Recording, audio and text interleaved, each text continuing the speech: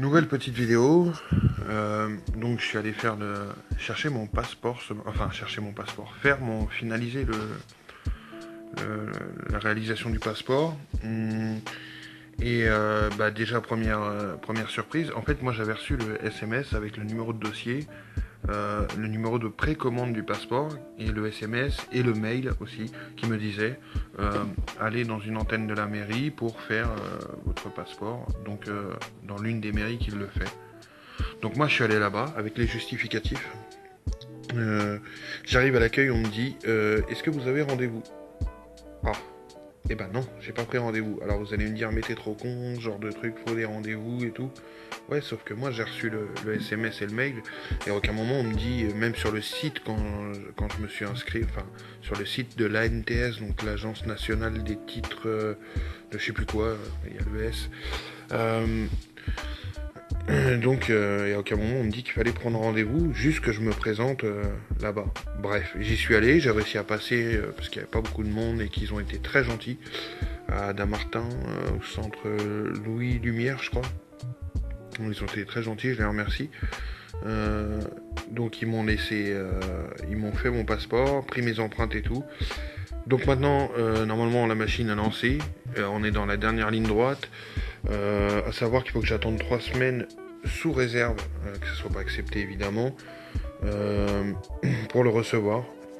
Donc il faudra aller le retirer directement, cette fois-ci sans rendez-vous, dans cette même antenne. Il y a un truc qui risque de coincer. Niveau des justificatifs, tout est bon, mais ils m'ont dit sur les photos, donc j'ai fait de manière très carrée et très officielle au photomaton. Vous avez pu voir ça dans une vidéo précédente, ou plutôt dans la vidéo. Ça dépend comment ça va être monté.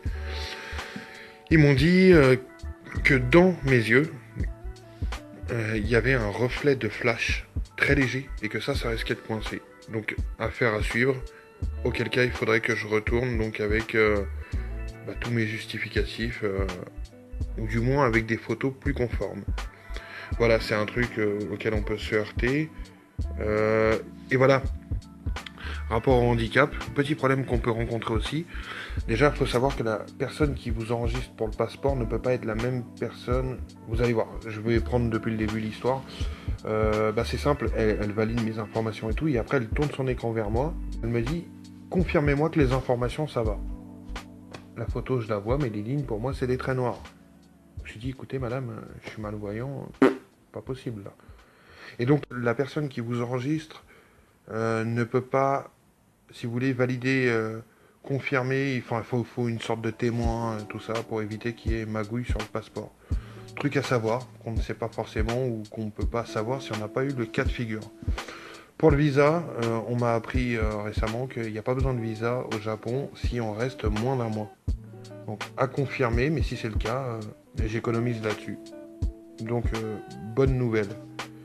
Donc affaire à suivre, je vais écourter la vidéo parce que je vois que ça va encore couper par rapport à la mémoire.